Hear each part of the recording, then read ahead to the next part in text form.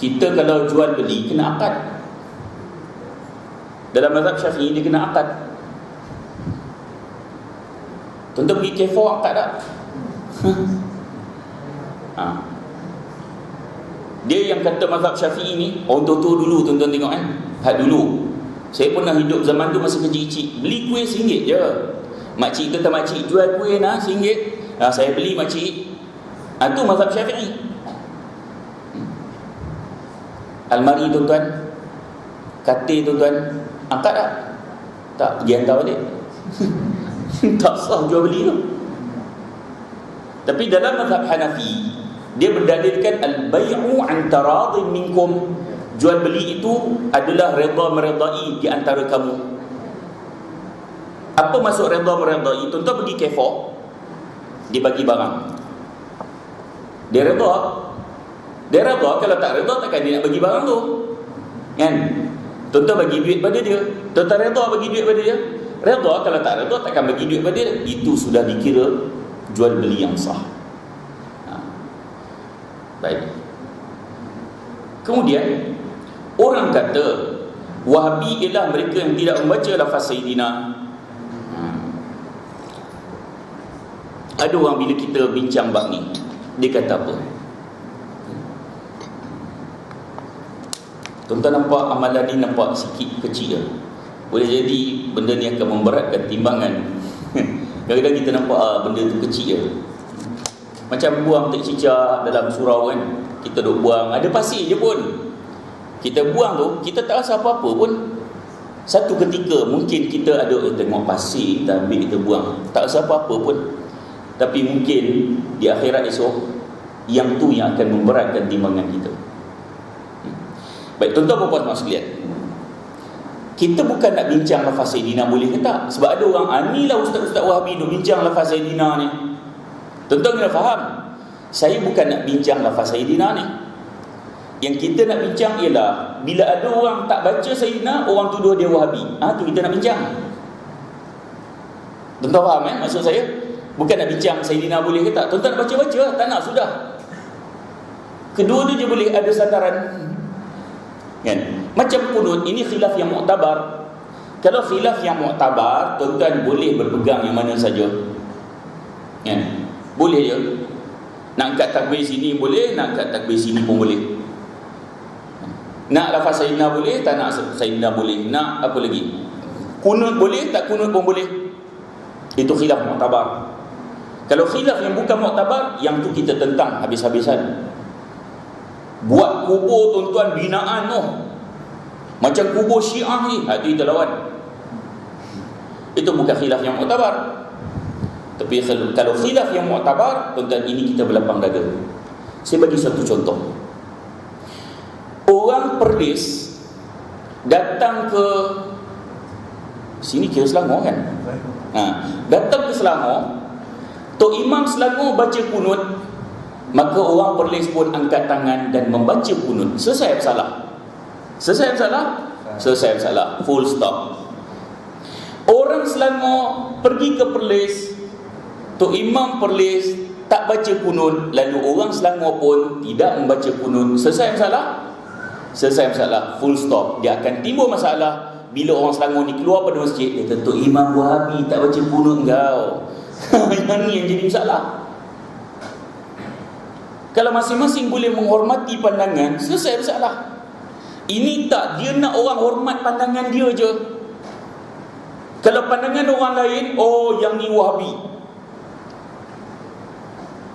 Padahal dalam mazhab Syafi'i pun sendiri, Imam Taqiyuddin As-Subki menyatakan kunut yang berterusan itu dalil yang lemah. Ini imam dalam mazhab Syafi'i. Kalau Perlis mengamalkan yang bukan kunut, maksudnya dia menggunakan pandangan Imam Taqiyuddin As-Subki, salah satu daripada imam mazhab Syafi'i. So apa masalahnya? Kenapa mesti label Wahabi? Nampak tak? Yang ni kita nak kena betulkan ni. Baik. Jadi kalau orang kata tak ada lafaz Sayyid orang kata yang tak baca lafaz Sayyidina ni itu Wahabi. Siapa lagi Wahabi? Tuan-tuan boleh buka dalam kitab Al-Um. Tuan-tuan boleh buka dalam Fathul Bari karangan Imam Ibn Hajar Al-Asqalani, syarah Imam Ibn Hajar Al-Asqalani. Mereka juga berpandangan tidak ada lafaz Sayyidina. Sekarang kita ikut siapa Wahabi? Imam Syafi'i sendiri, Imam Ibn Hajar Al-Asqalani sendiri macam ni. Memang ada pandangan nyatakan boleh Sayyidina. Sebab tu saya letak macam ni. Tuan-tuan nak baca Sayyidina, baca. Tak nak baca sudah. Senang kan? Tapi yang masalahnya ada ustaz yang datang mengajar, dia berlampau. Ghulu, melampau. Dia terpuak-puak Wahabi ni, kalau selawat tak baca Sayyidina, ni biadab dengan Nabi. Oh, dia tu. Dia ingat Nabi Muhammad ni member dia ke, kawan dia ke, duk Muhammad. Nampak tak? Bila tak letak Sayyidina, panggil Muhammad lah. Sedangkan ajar Muhammad ni siapa? Nabi. Puak-puak Wahabi ni lah tak ada adab dengan Nabi, tak bubuh Sayyidina. Dia ingat kawan-kawan dia akan panggil Muhammad je. Kalau hujah begitu, tuan-tuan, seluruh muazzin ataupun seluruh bilal di seluruh dunia biadab dengan Nabi. Sebab ketika mereka azan tak bubuh Sayyidina. Kalau tuan-tuan nak beradab, buh Sayyidina. Asyhadu anna Sayyidina Muhammad. Buh Sayyidina. Sebab tu dalam hal ni jangan melampau. Betul tak? Nak baca-baca, tak nak baca sudah. Kau baca, kau mengikut pandangan ada ulama menyatakan boleh baca Sayyidina. Kau tak baca, ada ulama yang tak setuju dengan lafaz Sayyidina, tak payah baca. Tapi kalau mari hak melampau, dia tetap baca Sayyidina, ini biadab, dia akan kait benda lain sama. Tuan-tuan nampak? Okey. Baik. Kemudian orang kata Wahabi ialah mereka yang tidak mengkhususkan bacaan surah Yasin pada malam Jumaat, tetapi menggalakkan surah Al-Kahfi. Baik, sekarang ni kita nak tengok siapa Wahabi. Tuan-tuan buka dalam kitab Kitab Al-Um. Ni kita bawa kitab Imam Syafi'i senang. Sebab orang duk main tuduh Wahabi. Ini kitab Al-Um, tuan-tuan, kitab Imam Syafi'i. Imam Syafi'i sendiri menyatakan bahawa, tuan-tuan, yang bertepatan dengan sunnah Nabi pada hari Jumaat ialah surah Al-Kahfi, bukan Yasin. Baik. Orang kata Wahabi ialah mereka yang enggan berdoa dan berzikir dengan suara yang kuat dan dilakukan secara beramai-ramai selepas solat berjemaah. Dia terpuak-puak Wahabi ni bukan nak zikir kuat secara berjemaah. Kau pergi perlis tengok. Assalamualaikum warahmatullahi, Assalamualaikum warahmatullahi. Dia diam. Itu Wahabi. Main pukul je tu, tuan-tuan. Tuan-tuan, hak diam tu mereka zikir, tetapi secara perlahan. Baik, tuan-tuan berpuas sama sekalian, tuan-tuan boleh buka dalam kitab Al-Um juga benda ni. Tuan-tuan boleh tengok pandangan Imam Nawawi, Imam Ibn Hajar Al-Haythami. Tuan-tuan boleh tengok Imam Al-Baihaqi. Kalau kitab tuan-tuan boleh buka dalam Al-Um, At-Tahqiq, kemudian Minhaj Al-Talibin, Tuhfatul Muhtaj bi Syarh Al-Minhaj, kemudian Fathul Bari, Fathul Mu'in, Sunan Al-Kubra Al-Baihaqi. Ini antara kitab-kitab yang menyebut benda ni, tuan-tuan. Kalau kitab Al-Um sendiri, Imam Syafi'i telah menyatakan bahawa Nabi berzikir secara perlahan selepas salat. Ini pandangan Imam Syafi'i. Imam Syafi'i kata kuat ni waktu bila? Kuat ni ketika awal Nabi nak ajar sahabat bagaimana berzikir. Setelah para sahabat tahu bagaimana berzikir, maka Nabi memperlahankan zikir. Ada orang dia kata, pernah tak Nabi zikir kuat? Kita kata pernah. Boleh lah. Kita kata yang tu di permulaan. Tak, maknanya boleh lah Nabi pernah zikir kuat. Okey, kalau nak guna hujah tu, kita kena tengok situasi yang lain juga. Nabi di ketika permulaan Nabi ajar sahabat salat, Nabi salat di atas mimbar. Nabi salat di atas tempat tinggi, mimbar. Jadi sahabat tengok Nabi salat, sahabat tengok Nabi rukuk, sahabat pun rukuk. Setelah sahabat belajar bagaimana cara salat, kemudian Nabi salat di bawah sehinggalah Nabi wafat. Tak ada dah Nabi salat di atas. Itu hanya di permulaan. Kalau tuan-tuan nak guna hujah tu, tuan-tuan kena buat atas mimbar ni imam, kena salat atas mimbar. Dia tak boleh lihat tu peringkat awal je Nabi nak ajar sahabat salat. Begitu juga zikir. Peringkat awal Nabi nak ajar bagaimana berzikir. Jika kemudian bila sahabat dah belajar bagaimana untuk berzikir, maka Nabi memperlahankan zikirnya. Baik begini. Sebab orang kita dia sukar untuk terima benda ni. Tak apalah kalau tuan-tuan nak ambil pandangan yang kata boleh berzikir kuat. Cuma saya nak sebut, sebut benda ni satu je. Saya pergi mana-mana pun saya sebut benda ni. Saya tak apabila imam memberi salam, Assalamualaikum warahmatullahi, Assalamualaikum warahmatullahi, tengok tak ada orang yang salat, maka bolehlah dia berzikir agak kuat. Clear? Tetapi jika sekiranya Assalamualaikum warahmatullahi, Assalamualaikum warahmatullahi, masih ada lagi yang orang yang salat, maka hendaklah imam memperlahankan suaranya ketika berzikir. Sebab ada hadis yang sahih, Nabi larang seorang sahabat, tuan-tuan, dia baca Quran kuat sedangkan sahabat yang lain sedang salat sunat. Salat sunat, tuan-tuan, kalau salat wajib macam satu. Yang keduanya, hak sahabat baca Quran tu tak pakai mikrofon. Sekarang ni pakai mikrofon, maka tegahan itu lebih besar lagi. Tuan-tuan, yang ketiga, zikir itu apa hukumnya? Sunat. Orang yang salat itu apa hukumnya? Wajib. Bila bertembung sunat dengan wajib, mana ada dahulukan? Wajib.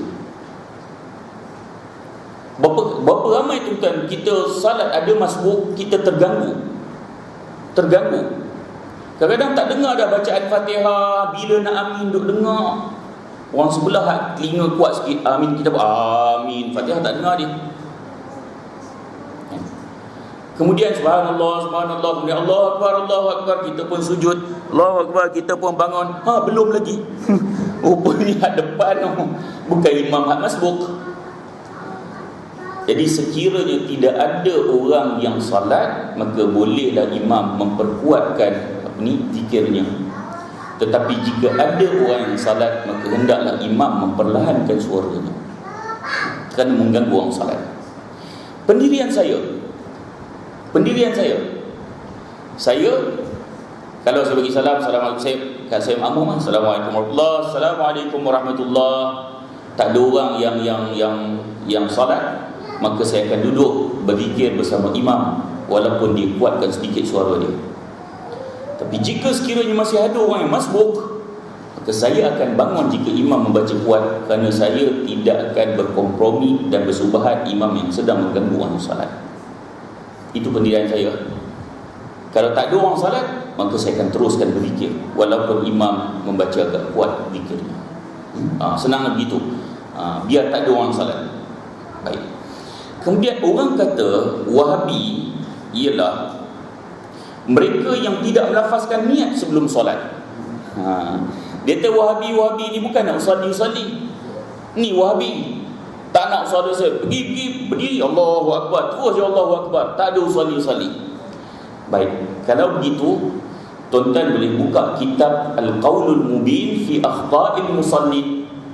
Perkataan ataupun perkataan yang benar, yang nyata pada kesalahan-kesalahan orang yang salat. Siapa yang menyatakan pendirian ni? Qadi Imam Abu Rabi' Abu Rabi' Sulaiman bin Umar. Beliau juga adalah bermazhab Syafi'i, dan beliau menyatakan bahawa lafaz niat sebelum solat itu tidak bertepatan dengan sunnah Nabi. Okey, saya bukan nak bincang lafaz niat, tuan-tuan. Orang salah faham kadang-kadang. Cuma saya kata, jangan tuduh orang yang tak nak lafaz niat tu adalah Wahabi, itu je. Sebab orang kita suka tuduh, kan? Baik. Di sisi Imam Syafi'i, kita berlaku adil, tuan. Di sisi Imam Syafi'i, talaffuz bin niat itu sunat. Sebab dia akan memperkuatkan niat kita, kan? Cuma kita je mengaku ikut mazhab Syafi'i, tapi hak kita buat tak ikut pun mazhab Syafi'i. Memang di sisi Imam Syafi'i talaffuz bin niat ada usalli tu, tapi kita hak buat tak ikut pun apa Imam Syafi'i ajar. Contohnya, kita niat lafaz dengan kuat. Ada satu surau tuan-tuan saya mengajar, imam usalli.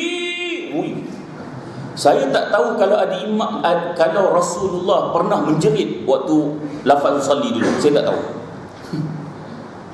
Sebab ibadat ni ikut Rasulullah. Saya tak tahu kalau Rasulullah pernah menjerit satu ketika dulu. Sebab tu imam tu dia menjerit guna mikrofon. Kita kalau ikut yang Rasulullah ajar, selamatlah. Rasulullah ajar solat kan, Allahu Akbar, takbir.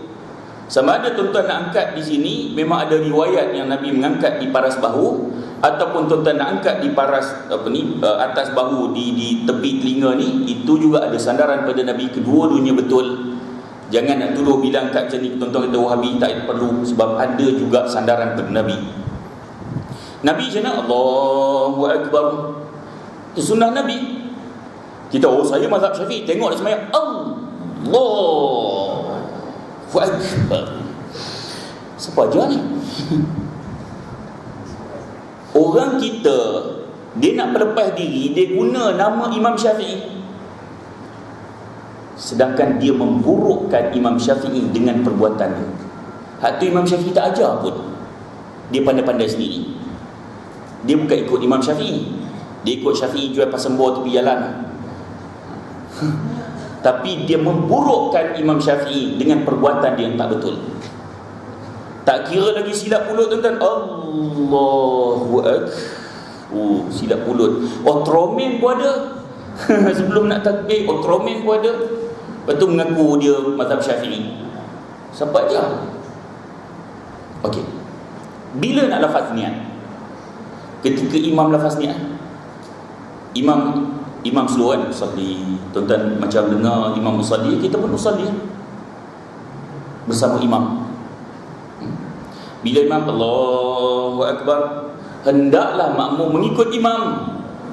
Allahu Akbar, ikut. Dia mesti sekata imam Allahu Akbar, makmum mesti sekata Allahu Akbar. Sebab Nabi kata innama ju'ilal imam liyutamma bih. Sesungguhnya dijadikan imam itu untuk diikuti. Kita tak boleh berlawanan dengan imam. Imam angkat, kita pun angkat. Di masyarakat kita buat macam mana? Bila imam Allahu Akbar, dia pun usalli, orang dah angkat sebelah kan? Dia duduk ganggu orang sebelah solat pada. Lepas tu dia mengaku mazhab Syafi'i. Imam Syafi'i tak ajar macam tu. Tak ajar mengganggu orang solat. Buat secara perlahan. Tuan-tuan, bila imam angkat, hendaklah mengangkat takbir. Sebab kita tak boleh sengaja melambatkan dengan perbuatan imam. Imam angkat takbir, kita angkat takbir. Imam rokok, kita rokok. Kadang-kadang kita tengok tuan-tuan, imam duduk tahiyat akhir, ada orang yang masih lagi memanjangkan sujudnya. Salah. Tak boleh memanjangkan sujud. Dia mesti ikut imam. Mesti ikut imam. Dia tu siapa kata tak boleh, Nabi pernah sujud lama. Itu dalam solat sunat. Tuan-tuan nak salat sunat, sujud 8 jam pun tak apa. Tapi kalau ikut imam, imam bangun, mesti bangun. Bila tuan-tuan boleh tak mengikuti imam dengan pantas, apabila tertinggal bacaan rukun. Contohnya imam rokok, kita masih lagi Fatihah tak habis lagi, yang tu boleh kita lambatkan. Tetapi jika bacaan itu hanya sunat, kita bawa subhana rabbiyal azim, imam sami'allahu liman hamidah, kena ikut imam. Tak boleh nak saja-saja melambatkan tuan-tuan. Kena ikut imam. Baik. Kemudian orang kata Wahabi ialah mereka yang menafikan sampainya bacaan Al-Quran pada si mati. Dia kata pokok Wahabi ni, salah satu sebab dia kata tak nak buat kunjung arwah ni, sebab dia kata bacaan tu tak sampai pada si mati. Sekarang ni kita nak tengok siapa Wahabi.